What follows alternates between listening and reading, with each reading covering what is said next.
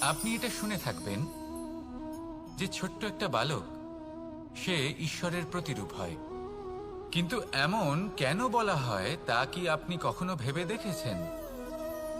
আমি আপনাকে বলছি, কোনো একটা ছোট্ট বালককে দেখুন, সে কি করে? সকলকে সমান চোখে দেখে।